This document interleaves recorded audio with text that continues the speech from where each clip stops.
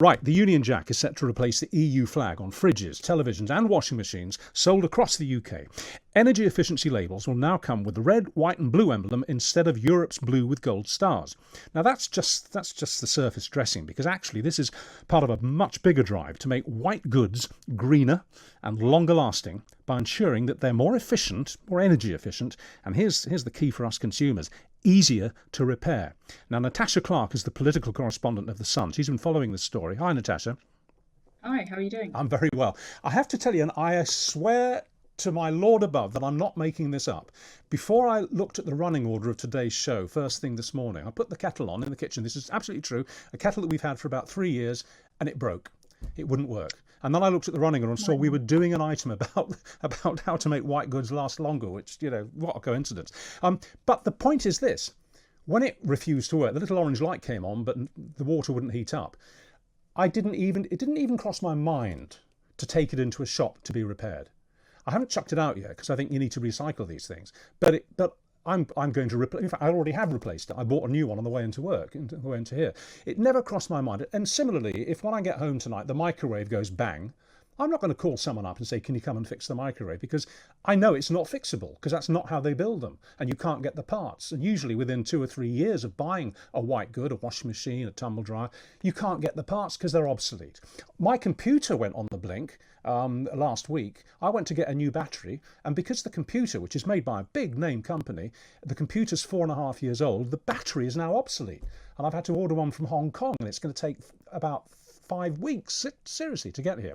So it's built-in obsolescence that we've come to sort of rather grumpily accept. And that, I assume, is what this bill is intending to change. Is that right? Yes, absolutely. It's very irritating, isn't it, when we think about how we naturally automatically think, oh, let's just get a new one whenever something breaks. It's terrible that it's come to that sort of, we've become a bit of a throwaway culture. Don't worry, it's so cheap to buy a new one. We may as well do that. And actually, I think a lot of the time it can cost even more when people even look at whether they can get the parts replaced and they can fix it themselves. It usually actually costs less to just chuck it out and get another one. Absolutely. So yes, this government plan essentially aims to stop that. They're going to force manufacturers to start creating and stocking parts so that they can replace things when they break. They're also going to try and make make white goods such as washing machines and tellies and fridges and all that stuff that we use and need every day. They're going to try and make it more energy efficient, so that's hopefully going to save customers a little bit more on their bills. And obviously it's part of the government's sort of strategy to go a bit greener and to look after our planet a little better. So yeah, it's good in many ways.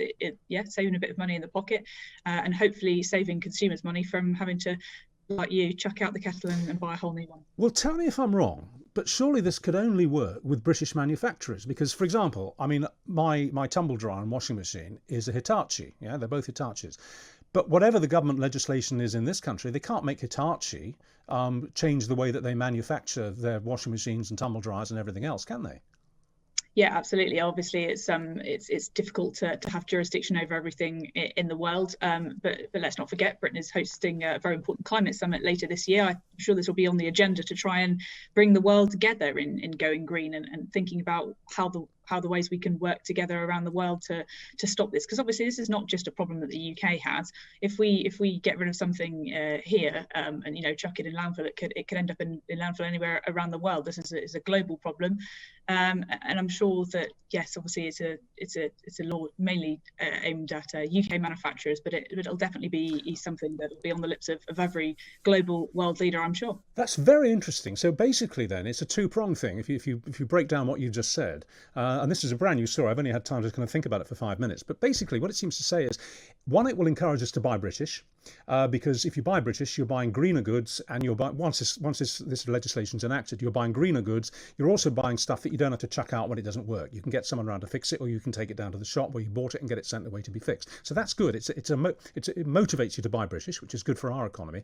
But two, we're kind of setting an example to the rest of the world. And as you said, international conferences, we can say, look, we've made it work here. Why don't you do what we've done?